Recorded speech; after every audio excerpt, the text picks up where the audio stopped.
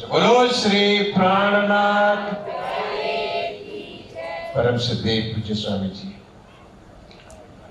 जब इलम मेरा पहुंचा तब ए होशी वे सके खिलौत की वाणी प्राणेश्वर अक्षरातीत के मुख से निश्चित हुई है। परम नाम की आत्माओं को खिलौत की पहचान वाली है। खिलौत क्या है? ब्रह्मात्मा का हृदय खिलौत है, राज जी का हृदय खिलवत है, श्यामा जी का हृदय खिलवत है, पूरा परम धाम खिलवत है। खिलवत को केवल मूल मिलावे तक सीमित नहीं किया जा सकता, न पांचवी भूमिका तक सीमित किया जा सकता। मासूक किसमें रहता है? आशिक के दिल में। मासूक के दिल में आशिक रहता है, आशिक के दिल में मासूक रहता है। प्रिया के हृदय में प्रीतम रहता है, प्रीतम के हृदय में प्रिया रहता है।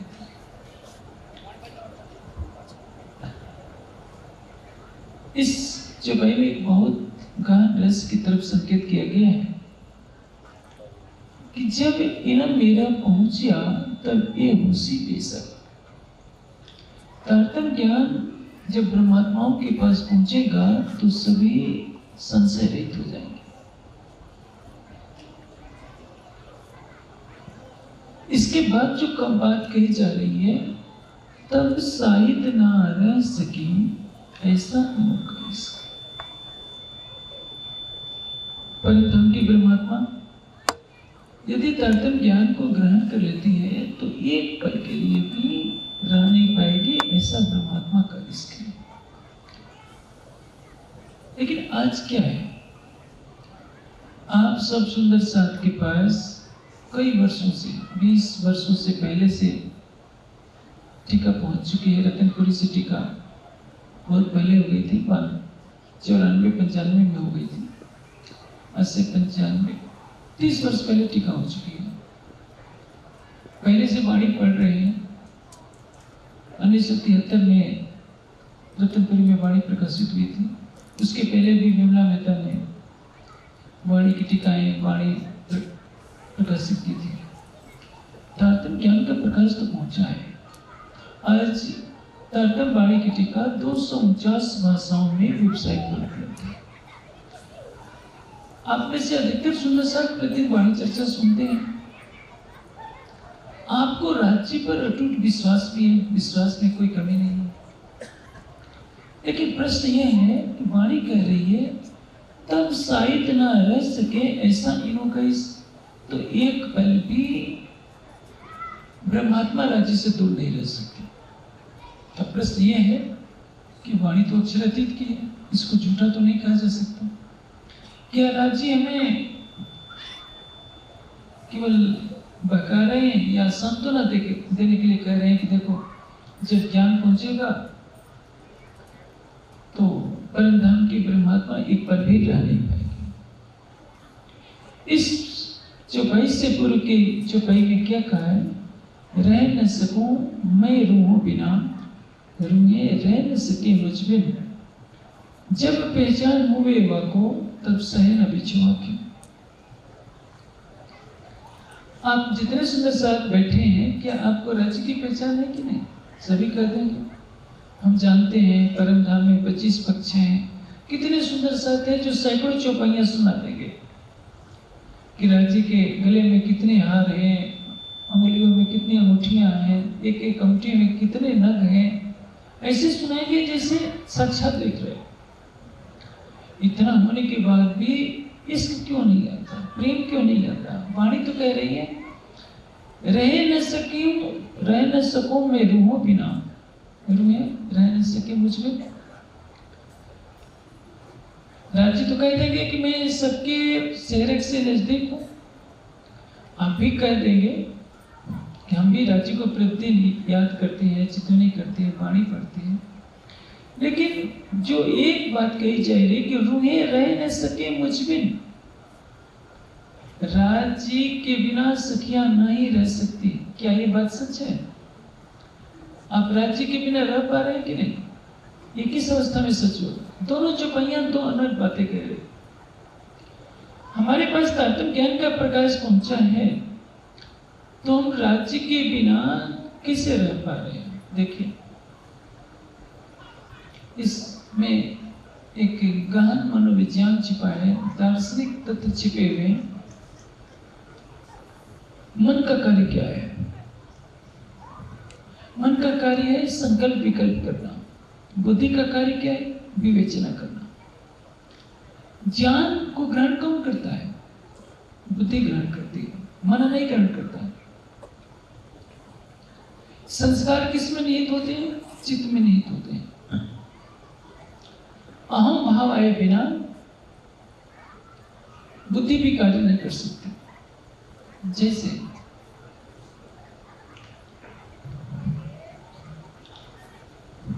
आप पानी कब पिएंगे? जब आपको ऐसा आभास होगा कि मुझे प्यास लगी है तो पानी पिएंगे, नहीं तो पानी वहीं रहेगा, आप पी नहीं सकते। आप पुस्तक कब पढ़ेंगे? जब आपको लगेगा कि मैं मनुष्य हूं, मेरा ये नाम है, मुझे ये ग्रहण करना, मैं की भावना आए बिना आप कुछ भी कार्य नहीं कर सकते। इसी को कहते हैं अहंकार। अहंकार से इस दृष्टि चल रही है। जिस दिन अहंकार समाप्त होगा, आपकी चेतना अपने स्वरूप में स्थित हो जाएगी। अहंकार से संसार को जानेंगे, अहंकार को समाप्त कर देंगे तो प्रीतम को जानेंगे। संसार के क्रियाकलाप के लिए प्रीतम को जानना, संसार के क्रियाकलाप के लिए अहंकार का होना आवश्यक है। रावण वेदों का पंडित है, 10 विद्याओं का पंडित है, इसलिए तो उसके 10 सिर दिखाए जाते हैं। सचमुच में उसके 10 सिर नहीं थे, जैसा कि हम समझते हैं। ब्रह्मा जी के 4 मुख क्यों है? क्योंकि चारों वेदों का उन्हें ज्ञान है। रावण चारों वेदों और 6 शास्त्रों का विद्वान है, उसको 10 विद्याओं का पंडित होने से दशानन कहते हैं। लेकिन रावण के कार्य क्या है? सब उल्टा। जो उसके मस्तिष्क में चारों वेदों का 6 शास्त्रों का ज्ञान भरा है, उसके उल्टा ही वो कार्य कर रहा है। इसलिए वो क्या कहलाए? राक्षस। राम विद्युता में रावण से पीछे हैं, लेकिन आचरण को चरितार्थ कर रहे हैं। उनके हृदय में ज्ञान है, इसलिए राम को क्या कहते हैं? मर्यादा पुरुषोत्तम। हमारे साथ यही बात हो रही है।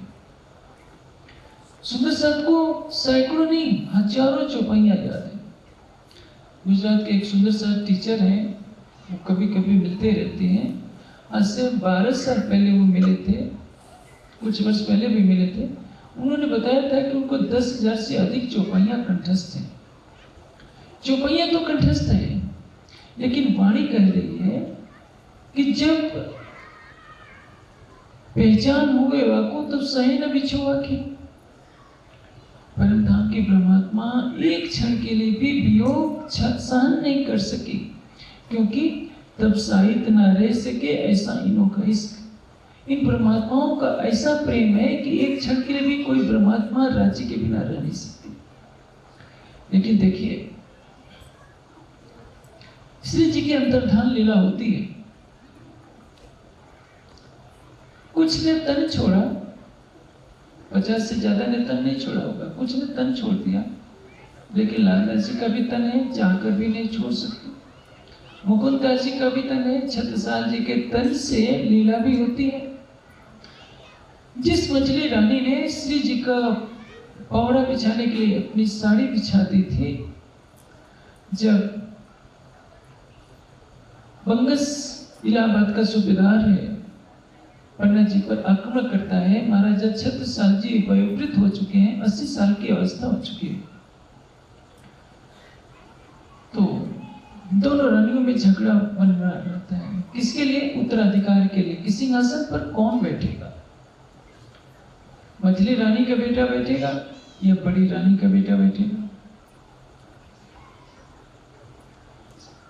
श्री जी संकट की घड़ी में प्रकट होते हैं और दोनों महारानियों को डांटते हैं कि क्या तुम्हें राज सिंहासन मैंने इसीलिए दिया था।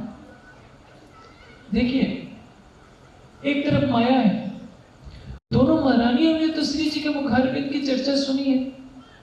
छत्रसाल जी का शरीर वयोवृद्ध हो चुका है, अब विवश होकर के पेशवा बाजीराव से उन्हें सहायता मांगनी पड़ती है।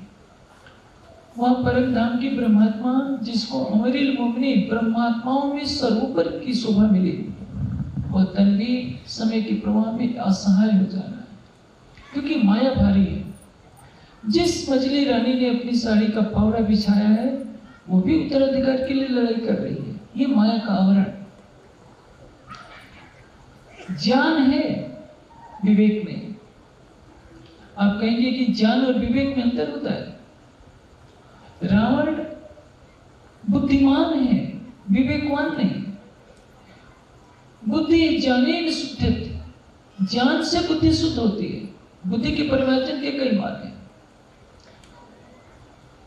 यदि आप अश्लील साहित्य को पढ़ेंगे तो आपकी बुद्धि विकृत होगी, धार्मिक साहित्य को पढ़ेंगे तो आपकी बुद्धि परिष्कृत होगी, प्राणायाम करेंगे तो बुद्धि का परिष्कार होगा, ध्यान करेंगे तो बुद्धि का परिष्कार होगा, सात्विक आहार करेंगे तो बुद्धि का परिष्कार होगा। बुद्धि के परिष्कार के कई साधन हैं। सृष्टि में प्रकृति के क्षोभ से, प्रकृति में जब क्षोभ होता है तो सबसे पहला पदार्थ जो बनता है वो बुद्धि तत्व है, क्योंकि बिना ज्ञान, बुद्धि के ज्ञान नहीं हो सकता और बिना ज्ञान के सृष्टि का प्रमाण नहीं चल सकता। हमारे साथ जो चार अंतःकरण जुड़े हैं, क्या है? मन है, चित्त है, बुद्धि है और अहंकार है। चारों का अलग अलग कार्य है।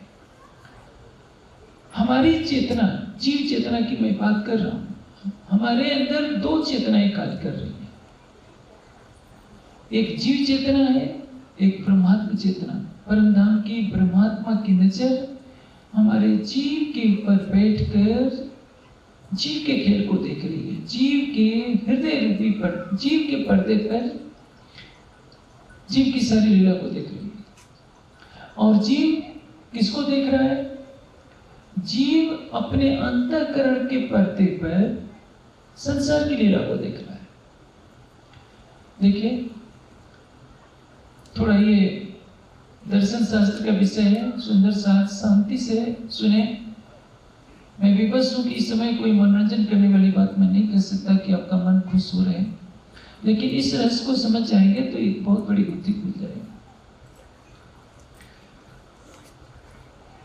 मन में क्या है? संकल्प विकल्प। मन केवल संकल्प विकल्प करेगा। चित्त क्या करेगा? जन्म जन्मांतरों के संस्कारों को ग्रहण करेगा। संस्कार किसको कहते हैं? कर्म बीज। जैसे आपने 10 वर्ष पहले शराब पी है, आपको याद रहेगा। आपने छिप करके बंद कमरे में शराब पी है, किसी को, घर को, वालों को पता नहीं है, लेकिन आपके चित्त में बात रहेगी कि आपने शराब पी थी छिप करके। इसी को गरुड़ पुराण की भाषा में चित्रगुप्त कहा जाता है। पुराणों में कहा गया है, चित्रगुप्त लिखते रहते हैं और यमराज सबको दंड देते हैं। चित्रगुप्त कोई व्यक्ति नहीं है जो कागज पर लिखते रहे। 7 अरब तो जनसंख्या केवल पृथ्वी लोक में है। इस सृष्टि में तो लाखों करोड़ों पृथ्वियां हैं। बेचारे चित्रगुप्त कितना लिखेंगे कि आज इस व्यक्ति ने कितनी बार झूठ बोला, इस व्यक्ति ने कितना धन लिया। हर व्यक्ति का जो चित्त है, जैसे अभी मैं चर्चा कर रहा हूं तो वीडियोग्राफी हो रही है, मेरा एक एक शब्द, मेरा चेहरा रिकॉर्ड होता जा रहा है। उसी तरह से हम क्या कर रहे हैं, हमारा चित्त उसको संग्रहित करता जा रहा है। ये चित्त का कार्य है। चित्त में जन्म जन्मांतरों के संस्कार हैं। लाखों करोड़ों बार हमारे जीव ने जन्म लिया है और इन लाखों जन्मों में न जाने जितने कांड किए हैं, सबका संग्रह चित्त के अंदर है। जैसे पेन ड्राइव में कई घंटों की पिक्चर संग्रहित होती है, हमारे लाखों जन्मों का सारा संस्कार कर्म संग्रहित है। इसको क्या कहते हैं? कर्म बीज, संस्कार। वह कार्य जो सम्यक रूप से संपादित किया गया हो, कर्म बीज है, उसको कहते हैं संस्कार। बुद्धि का कार्य क्या है? विवेचना करना। बुद्धि केवल बता देगी।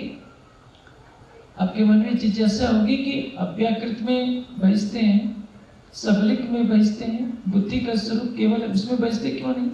अहम के स्वरूप सत्स्वरूप में बहसते हैं, लेकिन बुद्धि में बहसते नहीं है।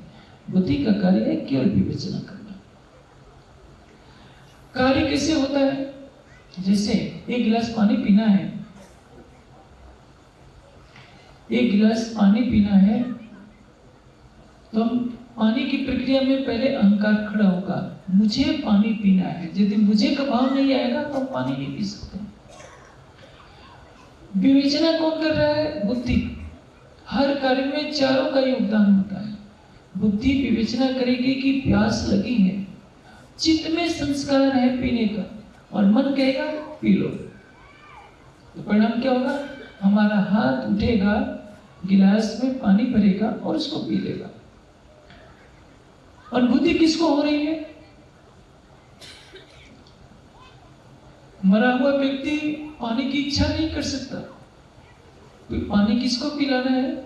जीवित प्राणी को। अंतःकरण किसके माध्यम से? अंतःकरण के माध्यम से जीव ही सारा कार्य कर रहा है, फिर भी वो कुटस्थ है। कुटस्थ का अर्थ क्या होता है? आकाश में सूर्य चमक रहा है, आकाश में सूर्य जो चमक रहा है, सूर्य का प्रकाश पृथ्वी पर आ रहा है, सूर्य नहीं आ रहा है। सूर्य क्या है? कुटस्थ है। सूर्य आ जाएगा तो पृथ्वी का अस्तित्व भी सूर्य जैसा हो जाएगा, इसलिए सूर्य का प्रकाश आएगा। सूर्य कुटस्थ रूप से आकाश में स्थित है। उसी तरह से जो हमारा चैतन्य जीव है, अंतःकरण के माध्यम से कार्य करता है। अंतःकरण का अर्थ क्या है?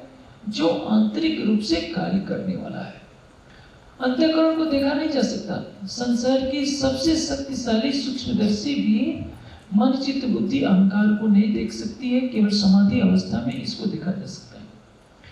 और अंतःकरण किसके द्वारा कार्य करेगा? हाथ के द्वारा, आंख के द्वारा, नासिका के द्वारा। ये 5 ज्ञानेंद्रियां हैं, 5 कर्मेंद्रियां हैं। आंख, नाक, जीवा, मुख, त्वचा, हाथ पैर वगैरह सब जानते हैं आप, इस पर मुझे ज्यादा नहीं बोलना है। इंद्रियों का राजा कौन है? मन। मन से सूक्ष्म क्या है? चित्त है। कहीं कहीं मन और चित्त को एक ही मान लिया जाता है। चित्त से सूक्ष्म क्या है? बुद्धि। अब आप देखिए, कहीं 17 तत्व कहे गए हैं, कहीं 19 तत्व कहे गए हैं। एक का दूसरे में विलय कर दिया जाता है, मन और चित्त को एक मान लिया जाता है, तो 17 तत्व होते हैं। अलग अलग प्रकार से दर्शन शास्त्र के विद्वानों ने व्याख्या की है। उस विषय में मैं नहीं जाऊंगा, मैं केवल यह बता रहा हूं कि बाह्य जगत का अनुभव कब होता है? जब हम आंखों से देखते हैं। आंखों से मैं आपको देख रहा हूं, आपके रूप को देख रहा हूं, स्वरूप को नहीं देख रहा हूं।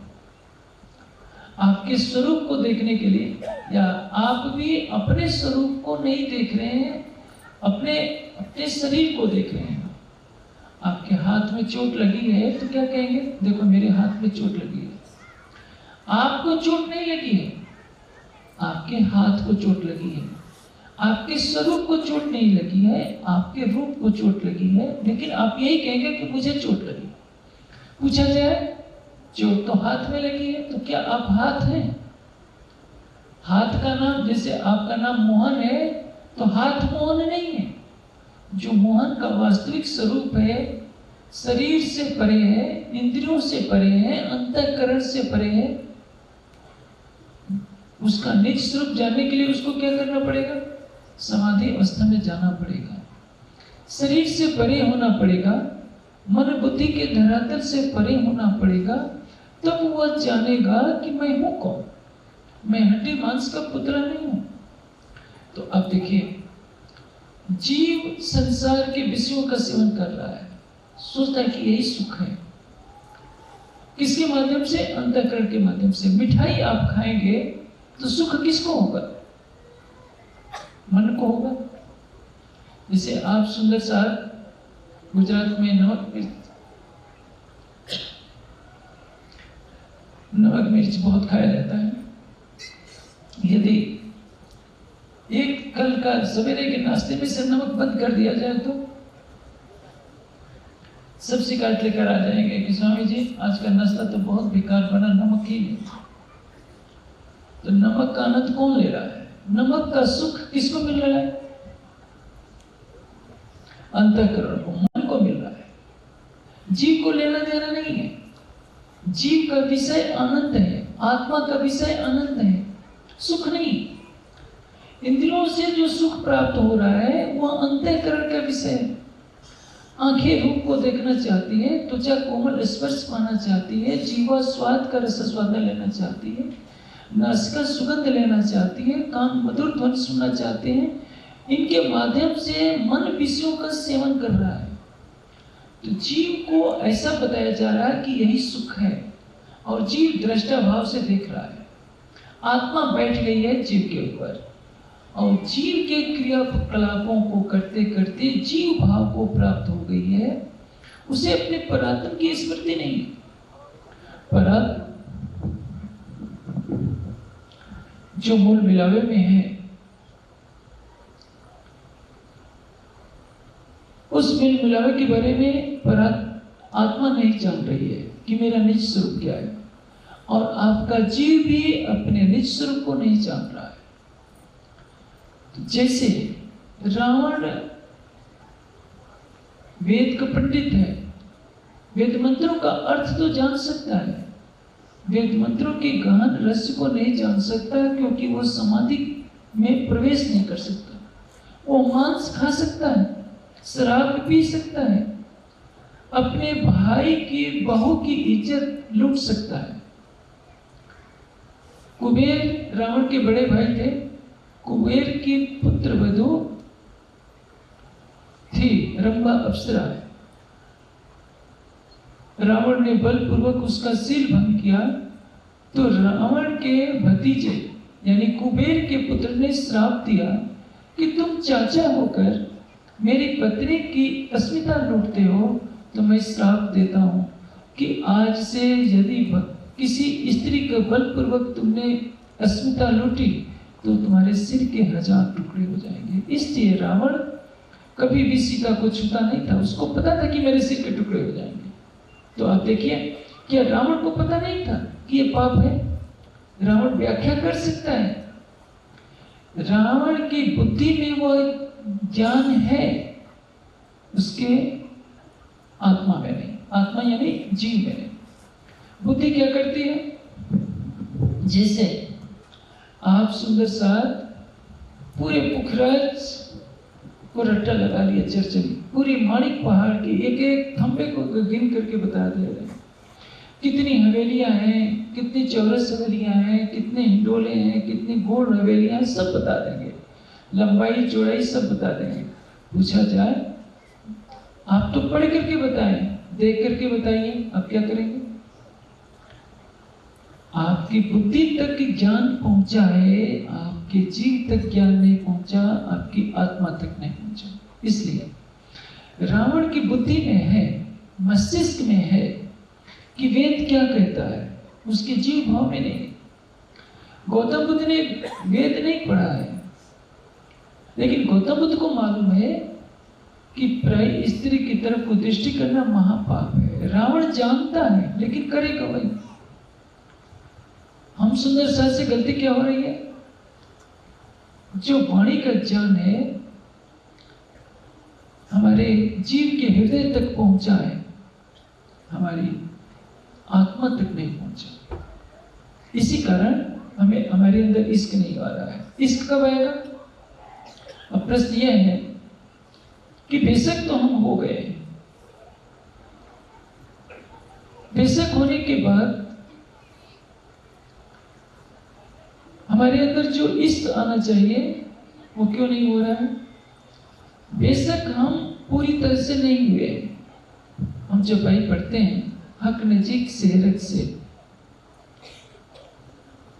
कह देंगे रांची प्राण की नली से निकट है, तो क्या सचमुच हमको विश्वास है कि प्राण की नली से निकट है? नहीं है। आपको किसी भयानक वन में जाना हो, डर लगेगा, कोई हमें मार देगा। आप कल के लिए भयभीत रहते हैं कि कहीं ये न हो जाए, कहीं वो न हो जाए। आप सोचते हैं कि चलो तीनों पूरी धाम की हम परिक्रमा कराएं, दर्शन कराएं, अमुक महापुरुष से जाकर आशीर्वाद ले लें। ये क्यों? ये सब अच्छे कार्य हैं, महापुरुषों का आशीर्वाद लेना चाहिए, राज्य के जहाँ भी मंदिर है जाना चाहिए, लेकिन यह पूछिए क्या आपने कभी सोचा है कि जिसको देखने के लिए, दर्शन के लिए आप जा रहे हैं, वो राज्य तो आपके दिल में बसे हैं। पढ़ते जरूर हैं, पूर्णतः विश्वास नहीं, क्योंकि आपको लगता है मेरे जीव ने इतने इतने पाप किए हैं, तो मेरे इस पापी जीव के अंदर कहां से राज्य हो सकते हैं। आपकी आस्था विश्वास हिल जाता है, क्योंकि आपको अपने बुरे कर्मों का ज्ञान है, समाज को नहीं पता है। आप तो जानते हैं कि मैंने इस दिन झूठ बोला है, इस दिन शराब पी है, इस दिन इसका धन चोरी किया है। अब प्रश्न यह है, वाणी जो कह रही है, ये इस प्रकरण की शुरुआत कहां से हो रही है? इस चौपाई से, आशिक मेरा नाम रू अल्लाह, आशिक मेरा नाम, इश्क मेरा रोहन सो, मेरा उम्मत मेरा राम। कौन कर रहा है? राजी श्यामा जी से। श्यामा जी, आशिक मेरा नाम रू अल्लाह, आशिक मेरा नाम, मेरा नाम आशिक है, मैं प्रेमी हूं। किससे प्रेम करता हूं? इश्क मेरा रोहन सो, मेरा उम्मत में आराम। ब्रह्मात्माओं को प्रेम देना ही, ब्रह्मात्माओं पर स्वयं को निछावर कर देना ही मेरे आनंद का साधन है। देखिए राजी क्या कह रहे हैं? इश्क मेरा रोहन सो। इश्क करने वाला क्या करता है? आशिक की परिभाषा है जिसके रोम रोम में उसका मासिक बसता हो, रोम रोम में रम रहेगा फिर आशिक के अंग। इसके लिए ऐसा किया कोई हो गया एक रंग, जिसके रोम रोम में उसका प्रीतम बसता हो, केवल उसको आशिक कहलाने का अधिकार है। इसलिए तो राजी ने कहा था, ले आओ बुलाए तुम रू अल्लाह, जो रूहे मेरी आशिक रक्त किया इनो इश्क वास्ते, कहियो कहलाया हक। कहना कि राजी ने ऐसा कहा, श्यामा जी सभी आत्माओं को बुला कर लाओ, ले आओ बुलाए तुम रू अल्लाह, जो रूहे मेरी आशिक थे। जो परम धाम की आत्माएं कहती थी कि हम राजी से प्रेम करती हैं, उनको बुला कर लाओ। और कहना कि राजी ने ऐसी बात कही, ये क्या है? एक मधुर व्यंग है कि परम धाम की आत्माएं मेरी वाणी को सुनने के बाद भी माया में क्यों बोली है। पहले कह दिया कि रहने सको रूहों भी, रहने सको मैं रूहों बिना, रूहे रह न सके मुझ बिन, जब पहचान हो बेवा को तब सहे न बिछोआ के। प्रश्न यह है, जैसे मैंने अभी यह बात कही कि क्या रावण को पता नहीं था कि मैं परिस्त्री का हरण कर रहा हूं, पाप है, मैं मांस खा रहा हूं, मैं शराब पी रहा हूं, ये पाप है, सब पता है। हमको भी पता है, वाणी हम पढ़ते हैं, राज्य के गले में 5 हार हैं, तो क्या 5 हार हमको दिखते हैं? ग्रहण किसने किया है?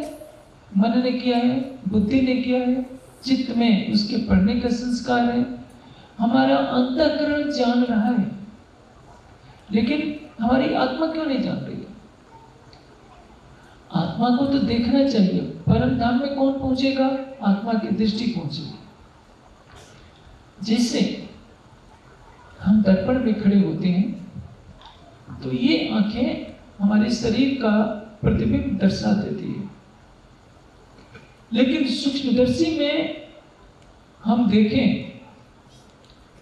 किसी व्यक्ति के सामने सूक्ष्मदर्शी हम लगा दें कि सूक्ष्मदर्शी, जैसे बहुत जो सूक्ष्मदर्शी है वो इलेक्ट्रॉन का चित्र ला सकती है, इलेक्ट्रॉन माइक्रोस्कोप, तो हम उससे भी शक्तिशाली आजकल तो बन गई होगी। उस सूक्ष्मदर्शी को लगाकर हम कोषों की जांच कर सकते हैं, क्या जीव कैसा है, अंतःकरण कैसा है, क्या कोई देख सकता है जीव का स्वरूप? जीव का स्वरूप तो प्रकाशमय है, 16 सूर्यों के तेज के बराबर उसका चेतन स्वरूप है। जड़ पदार्थों को देखा जा सकता है, आंख में जो चेतना है वो देखने का कार्य कर रही है। अंतःकरण को चेतना कौन दे रहा है? जीव। जीव अपनी दृष्टि से ही अपने को देख सकता है, मन के द्वारा जीव को नहीं देखा जा सकता। मन किसके माध्यम से देखता है? इंद्रियों के माध्यम से। जीव अपने स्वरूप को स्वयं जान सकता है, जब वो शरीर से अलग हो जाए, अंतःकरण से अलग हो जाए, इंद्रियों से अलग हो जाए। हम अपने स्वरूप को कब देखेंगे? जब हम जीव भाव से भी परे हो जाए, शरीर से अलग हो जाए, शरीर में स्थित इंद्रियों से अलग हो जाए, अंतःकरण से अलग हो जाए, जीव भाव को भी छोड़ दे, तब हमारी आत्मा परात्म का श्रृंगार सजकर अपने परात्म के स्वरूप को देख सकती है। पर आत्म को आत्म देख से तब टल से उल्टो फेर से। हमारी आत्मा परात्म को देखे, हमारी आत्मा अपने निज स्वरूप को देखे। अब प्रश्न यह है कि प्रेम क्यों नहीं आ पाता? हम राज्य के बिना कैसे रह रहे हैं संसार में? इस प्रश्न का समाधान यही है, जैसे रावण की बुद्धि में ज्ञान है, उसके जीव में ज्ञान नहीं है। सीधे में एक चपाई में इंद्रावती जी की आत्मा कहती है कि राज्य, आपका इल्म मेरे दिल तक तो पहुंचा है, मेरी आत्मा में नहीं पहुंचा है। दिल किसका दिल है? जीव के दिल में। हम चौपाइयाँ हजारों याद कर लेते हैं, उस पर अच्छी व्याख्या भी कर देते हैं, लेकिन जो चौपाइयों में जो राज्य का श्रृंगार लिखा है, परम धाम की शोभा लिखी है, वो दिखने में नहीं आ रही है। इसका कारण क्या है? हम इंद्रियों से उसका उपयोग कर रहे हैं। शकुनी भी, दुर्योधन भी सब जानते हैं कि धर्म क्या है, लेकिन अधर्म का आचरण कर रहे हैं। हम सुंदर साथ राज्य से प्रेम मांग रहे हैं। वाणी क्या कहती है? सब अंग हमारे हक हाथ में, इश्क मांगे रोए रोए। सब अंग हमारे हक बांध के, सब अंग हमारे बांध के, हक आप हासिल करो सो। हम सुंदर साथ जब विवेक थोड़ा कार्य करता है तो आंसू भी आते हैं कि राज्य इश्क दीजिए, इश्क दीजिए, मुझे अपना, मेरा यही सुन होता है। इश्क रो रो करके मांग रहे हैं, फिर भी इश्क नहीं आ रहा है। कारण यही आज की चर्चा का मुख्य विषय है। जब वाणी कहती है कि जब मेरी पहचान हो जाएगी तो परम धाम की परमात्मा मेरे बिना रह नहीं सकेगी, क्योंकि उसका इश्क है। इश्क कहाँ है? इश्क का सागर कौन है? राज्य का दिल, परात्मा का दिल। श्री मोहम्मद के मोमनो, ये निस्बत इश्क सागर, ये निस्बत इश्क सागर, जो निस्बत के स्वरूप है वो इश्क के सागर है। श्यामा जी का दिल क्या है? इश्क का सागर है। सखियों का दिल क्या है? इश्क का सागर है। राजी का दिल इश्क का सागर तो है ही। परम धाम में निर्णय क्यों नहीं हो पाया? क्योंकि सबका इश्क बराबर है। जितना राज्य के दिल में इश्क है, उतना श्यामा जी के दिल में है, उतना सखियों के दिल में है, उतना खुशहालियों के अंदर है, पशु पक्षी के अंदर भी उतना ही इश्क है, एक कण के अंदर भी उतना ही इश्क है, क्योंकि वहदत है। एक ही राज्य का दिल तो परम धाम है, कम या अधिक नहीं है। लेकिन यहाँ कहना पड़ता है कि लाओ प्यार करो दीदार, प्रेम लाओ तो दीदार मिले। प्रेम किसी के पास है नहीं। प्रेम के लिए शर्त रखती, बचने कामस काटिए, राखिए नहीं रचना। तारतम वाणी के वचनों से हमें अपनी कामस क्या है? वैकारिकता, मनोविकारों को, वासनाओं की चाहत, जो वासना की भट्टी हमारे अंदर चल रही है, ज्वालामुखी धधक रहा है वासना का, इसको निकालना होगा। बचने कामस काटिए, राखिए नहीं रजमात्र, जो बाई सर्वे जीतिए, त्यारे थे ये प्रेम के पात्र। प्रेम की पात्रता कब आएगी? जो भाई सर्वे जीतिए। हम अपने गुण इंद्रियों को जीतेंगे। ये जीतेंगे कब? जब इनसे ध्यान हमारा हट जाएगा। जैसे मन क्या चाहता है? पांचों इंद्रियों से, पांचों ज्ञानेंद्रियों से विषय कहीं तो सुख चाहता है, शब्द स्पर्श रूप रसगंध। मैंने एक दृष्टांत छोटा सा दिया कि सवेरे नमक बंद कर दिया जाए तो पूरे दिन भर आपका मूड खराब रहेगा कि आज तो सारा भोजन फीका ही फीका रहा। आपको आपकी पसंद की सब कुछ मिल जाए, लहसुन प्याज की चटनी मिल जाए, तीखी तीखी मिर्चें मिल जाए, सबसे कहते फिरेंगे कि बहुत अच्छा भोजन बना था। आपके मन को आदत पड़ गई है। चित्त के जन्म जन्मांतरों के संस्कार, वर्षों के संस्कार परिपक्व हो चुके हैं। जब वो नहीं मिलता तो बेचैन कौन होता है? आपका अंतःकरण। जीव दृष्टा होकर के देख रहा है, कदाचित आपने इसको छोड़ दिया, ध्यान की गहराइयों में आप डूबते गए, प्रवृत्ति क्या हो जाती है? अब आपका चित्त विषय के सुख को अच्छा नहीं समझ रहा है। जैसे ऐसा देखा गया है, जो लोग पहले मांस खाते थे, जब उन्होंने मांस खाना छोड़ दिया तो उनके सामने कोई दूसरा भी मांस खाने लगता था तो उनको उल्टी हो गई है। जो प्रतिदिन 1 बोतल शराब पीते थे, जब उन्होंने शराब छोड़ दी तो 1 घूंट भी पीना उनके लिए संभव नहीं रहा। ये समांतर देखा जाता है। जब मनुष्य बुरे संस्कार, बुरे कार्यों का करता है तो बुरे संस्कारों का वो आदी हो जाता है। जब अच्छे कार्य करता है तो अच्छे कार्यों का संस्कार उसमें प्रबल इतना हो जाता है कि उसको बुरी बात अच्छी नहीं लगती है। जो सुंदर साहब पहले कभी पानी नहीं पढ़ते थे, चितवनी नहीं करते थे, तो उनको बैठकर दूसरों की निंदा करना बहुत अच्छा लगता था। अब जो वाणी में डूब गए हैं, चितवनी में डूब गए हैं, उनको व्यर्थ की बातें कभी अच्छी नहीं लगती। क्यों? उनका चित्त उसको ग्रहण करने में आलस करता है। आलस क्या करता है? उसको पसंद नहीं है, क्योंकि बुद्धि विवेक दे रही है। अब क्या है, जहां अंतःकरण की कार्यशाला क्या है? मस्तिष्क। देखिए, मस्तिष्क का बुद्धि से कोई लेना देना नहीं है।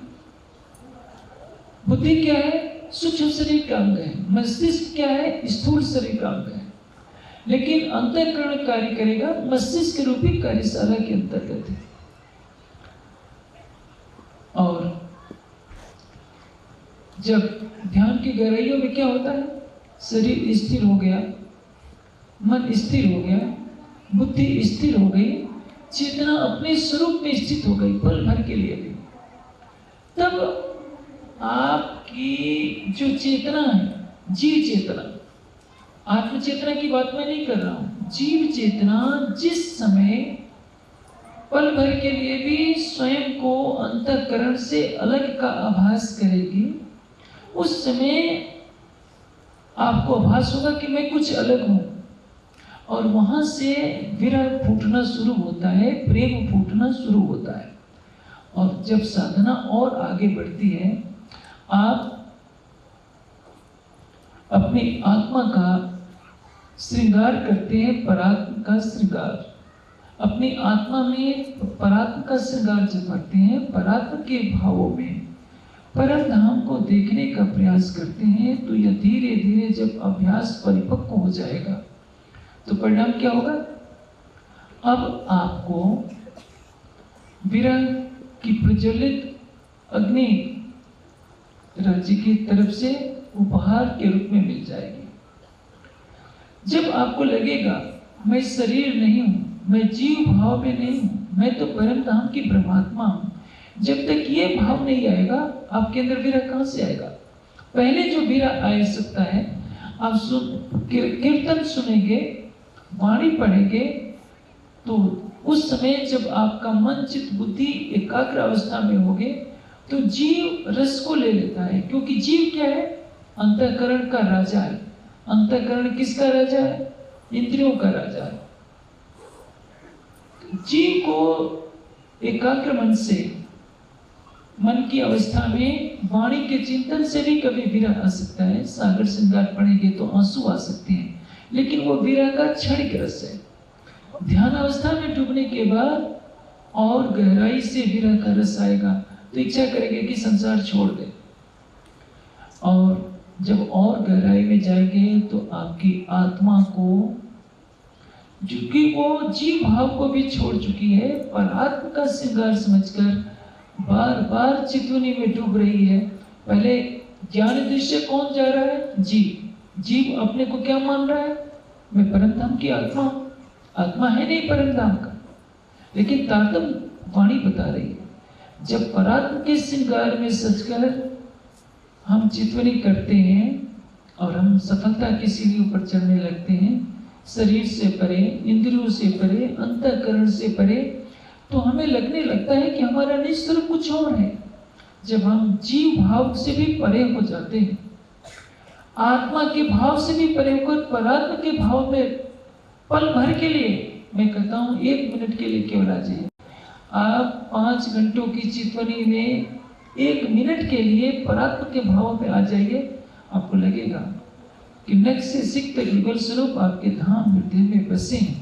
और इस अवस्था में जो पहुंच जाएगा वो संसार में रहना नहीं जाएगा। उस अवस्था की बात कही गई है, जब पहचान होवे वाको तब सहे न बिछुआ के। उस अवस्था में जब पहचान होगी तब एक क्षण के लिए भी वो रहना नहीं चाहेगी।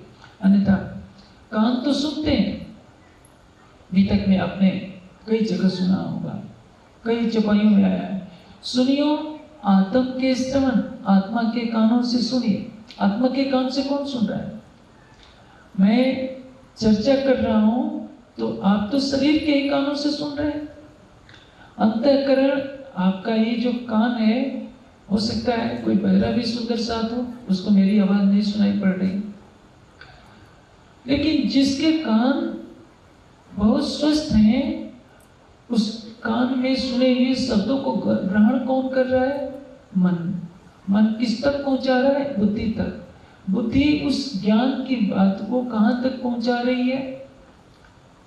जीव तक पहुंचाने का प्रयास कर रही है, लेकिन जीव कुटस्थ है। जीव उस ज्ञान को ग्रहण नहीं कर रहा है पूरी तरह से। मेरी बातें अटपटी लग रही होगी। देखिए, जीव अंतःकरण को क्रियाशील बनाए हुए है। इस बात को समझिए। देश का प्रधानमंत्री मान लीजिए किसी मुनासा में 10 करोड़ का कोई हॉस्पिटल बनाने की बात करता है, निर्देश दे देता है, केंद्र से पैसा आ जाता है, बनवाएगा कौन? मुख्यमंत्री के पास पैसा आएगा, मुख्यमंत्री महोदय यहाँ बनाएंगे, कलेक्टर बनाएंगे। प्रधानमंत्री आकर सारी बातों को तो नहीं देखेंगे। हॉस्पिटल तैयार हो गया, ये कलेक्टर महोदय सूचना देंगे मुख्यमंत्री को, मुख्यमंत्री जी कह देंगे कि प्रधानमंत्री से कि महाशय आपके निर्देश के अनुसार हॉस्पिटल तैयार हो गया। मुख्यमंत्री प्रधानमंत्री को बस इतना मतलब है। कार्य तो यहाँ के क्षेत्र के धरातल पर यहाँ के कलेक्टर करेंगे, कमिश्नर करेंगे, या जो भी सरकारी अधिकारी होंगे, बस ये कहानी है। इंद्रियों ने जो ज्ञान सुना, कान ने सुना, वो किन तक पहुंचा देगा? अंतःकरण तक।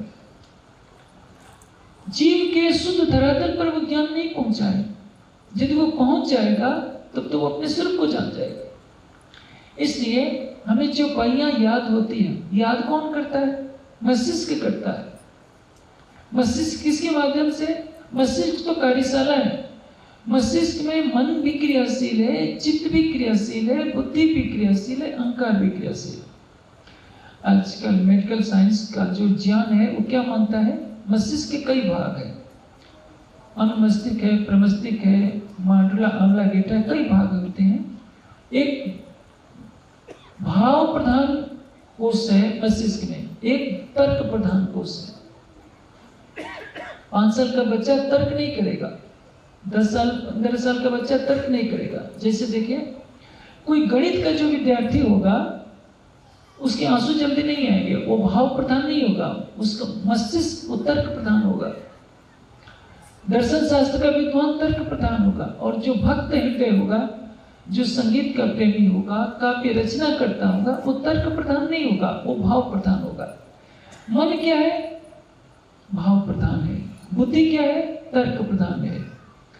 तो ये मन, चित्त, बुद्धि, अहंकार सारे क्रियाशील किसमें? मस्तिष्क में। मस्तिष्क में वो ज्ञान चला जा रहा है। चारों अंतःकरण ही आवरण डाले हुए हैं जीव के ऊपर। तो जीव क्या है? वो भी दृष्टा भाव से अंतःकरण के माध्यम से संसार की लीला को देख रहा है। हमारी परात्मा जो है आत्मा के रूप में अपने प्रतिबिंब स्वरूप से संसार में आई है, और हमारी आत्मा परात्मा की सुरता जीव के ऊपर बैठकर जीव भाव को प्राप्त हो गई है, और जीव के पर्दे पर माया की लीला को देख रही है। जब वो चितवनी में इन सारे बंधनों को छोड़ देगी, तब उसको पता चलेगा कि मैं वास्तव में हूँ क्या। यही कारण है कि हम वाणी पढ़ते हैं, राज्य की बातें सुनते हैं, हमारा जो आध्यात्मिक स्तर होता है, कोई मन बुद्धि के धरातल पर होता है, कोई जीव भाव पर होता है, कोई भावुकता में मन भाव जो प्रधान जो मन है, कोई भी कीर्तन सुनकर भी थोड़ी देर के लिए आंसू बहा देता है, लेकिन फिर हृदय पत्थर का पत्थर ही रह जाता है। कोई राज्य के लिए कोई कष्ट उठाना नहीं चाहता, किसी के हृदय में विरह नहीं पैदा होता।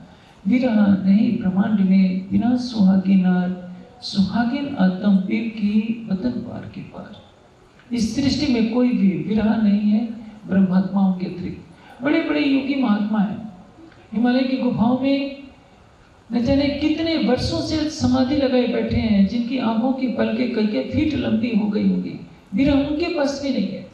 तो सामान्य प्राणी जो सवेरे उठता है बेचारा, 10-8 घंटे की ड्यूटी करता है, शाम को थका मादा खा पी करके सो जाता है, जो काम क्रोध मद लोभ अहंकार के अग्नि में जल रहा है, उसके पास विरह कहां से आ जाएगा। वो जीता है परिवार के लिए, जीता है समाज के लिए, जीता है प्रतिष्ठा के लिए, विषयों के लिए। विरह इतनी सस्ती वस्तु नहीं है। अक्षरातीत का विरह, अक्षरातीत को पाने की चाहत कब होगी? जब हमारी आत्मा जीव भाव को छोड़कर परात्म के श्रृंगार में अंतःकरण शरीर इंद्रियों सबसे परे हो जाएगी, तब उसके अंदर जो प्रेम का रस आएगा, वो प्रेम का रस कहेगा कि नहीं, छोड़ो संसार को। इसलिए सुंदर साथ चर्चनी के बहुत विद्वान बन जाते हैं, लेकिन परम धाम को देखने की लालसा उनमें नहीं होती। 4 चर्चनी के विद्वान बैठ जाते हैं, उनमें आपस में विवाद खड़ा हो जाता है कि तुम गलत कर रहे हो, तुम भगवानों की संख्या ज्यादा बता रहे हो, तुम कम बता रहे हो, तुम मेरा भी कम बता रहे हो। उनमें झगड़े ही होते हैं, किसी के अंदर विरह पैदा नहीं होता। हम सुंदर साथ में चितवनी करते हैं, सालों साल गुजर जाते हैं, इश्क क्यों नहीं आता? इश्क को ये लक्षण जो नैनो पलक मिले, इश्क का लक्षण क्या है?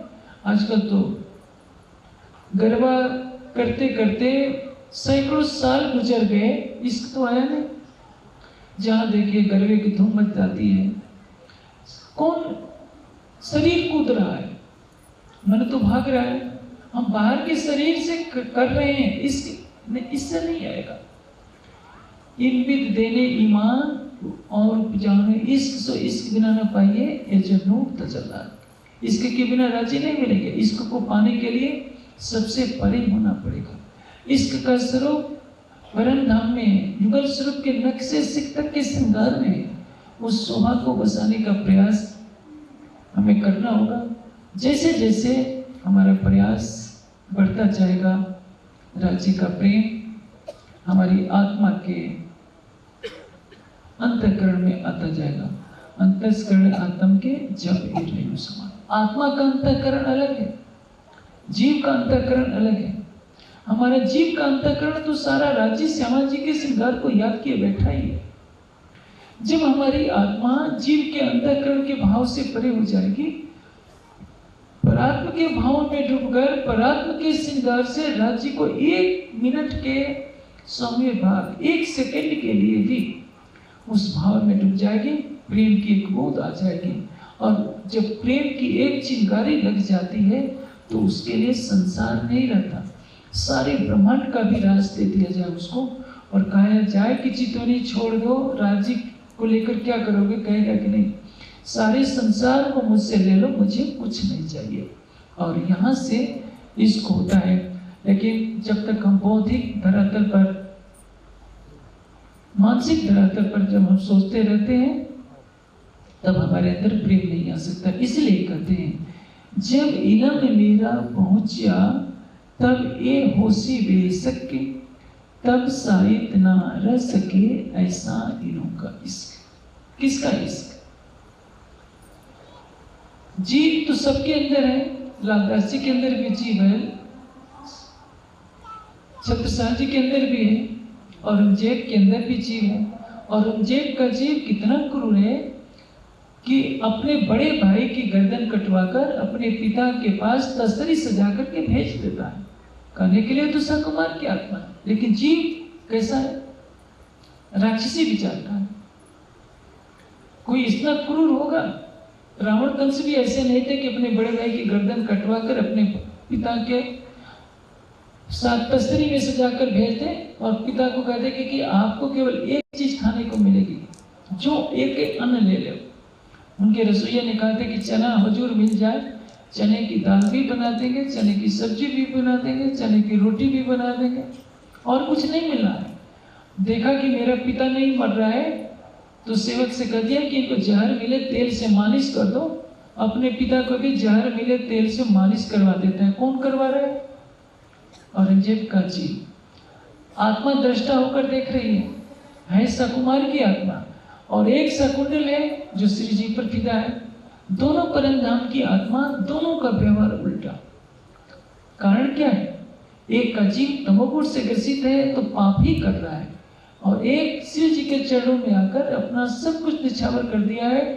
तो महाराजा छत्रसाल जी श्री जी के बिना एक पल भी रहना नहीं चाहते, उनकी सेवा को छोड़ना नहीं चाहते।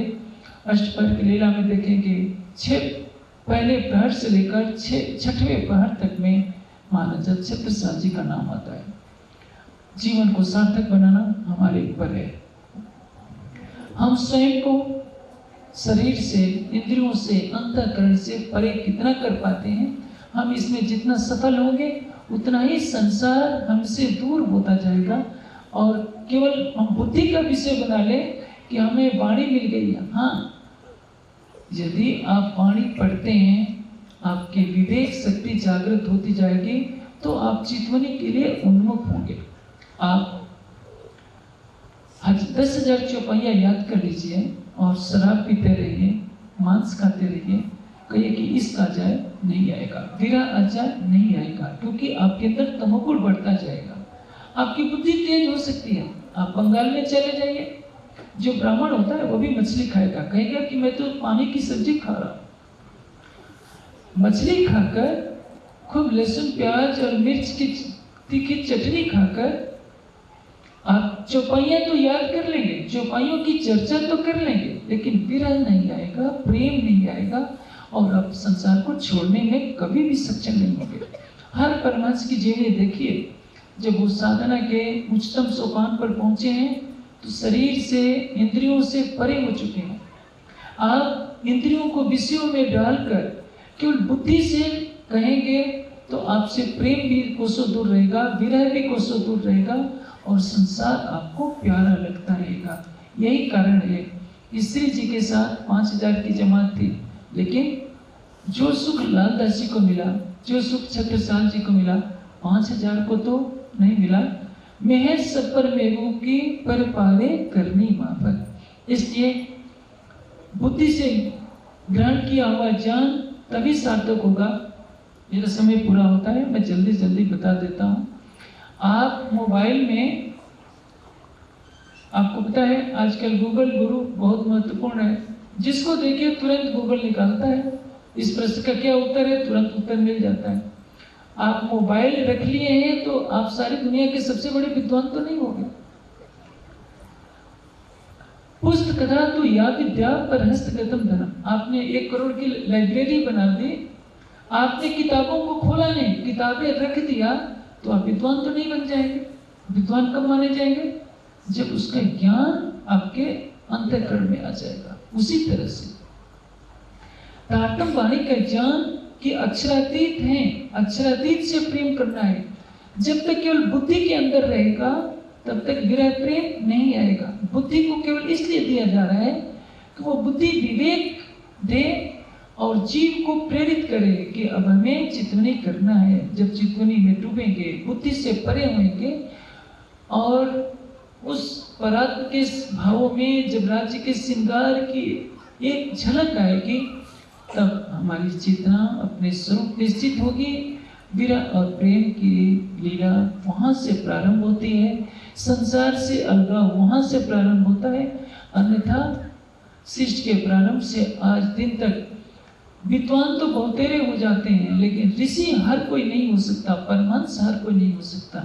परमहंस अवस्था को प्राप्त करने के लिए बुद्धि के धरातल से परे होना पड़ेगा, और उसका एकमात्र साधन है केवल चितवनी। इसके बिना नान्या पंथा विदते अनाय।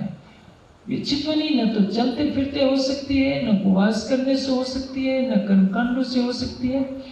बौद्धिक धरातल को छोड़कर प्रेम के भाव में डूबकर परात्म के श्रृंगार में चितवनी होती है, और इसके बिना हमारी आत्म जागृति का कोई भी मार्ग नहीं।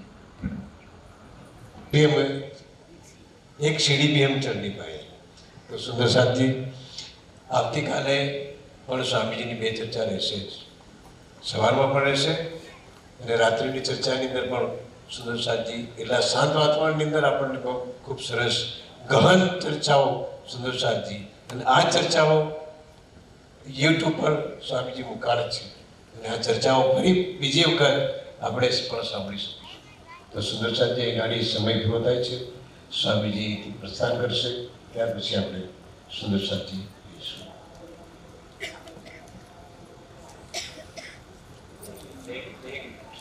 સુંદર સાથજી કોઈ જલ્દી મત કરો,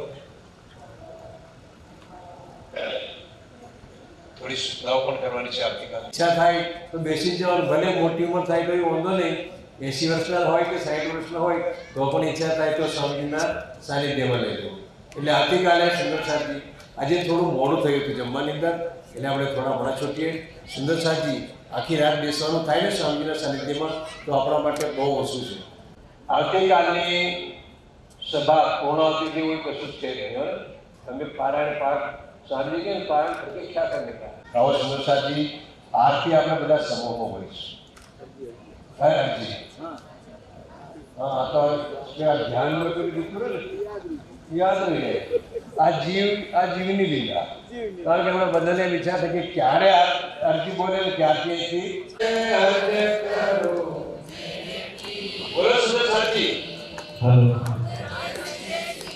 એક સાથે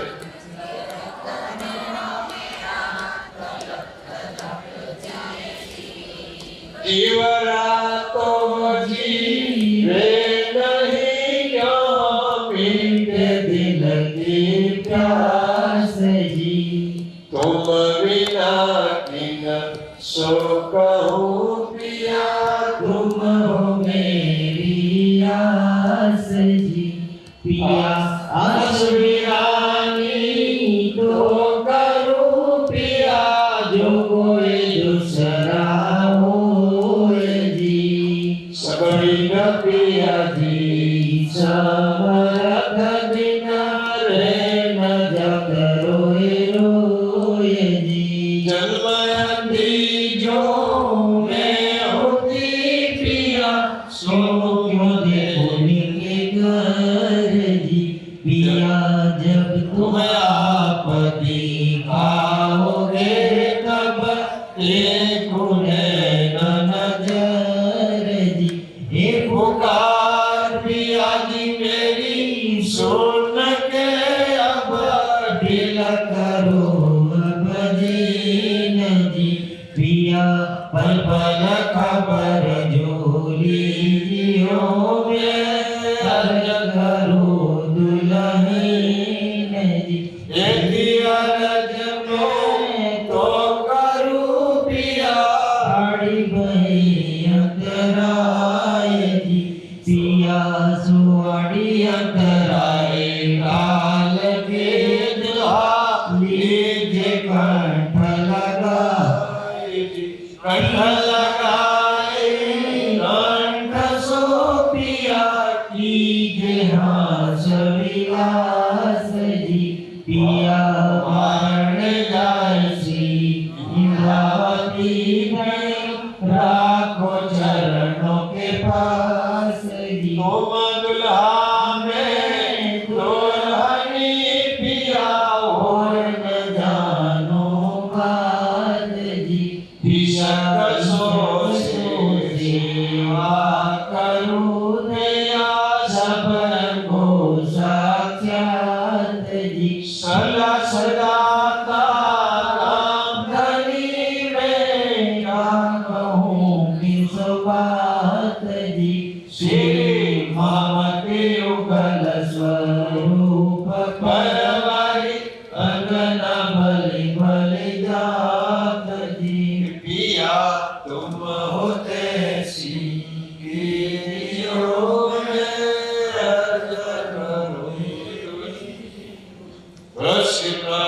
मंगल श्री राम की, श्री वायुराज की, श्री महाराजा प्रसाद सुंदर साथ जी, आप सब सुंदर साथ में चरण कमल में दंडवत प्रणाम, शुभ रात्रि।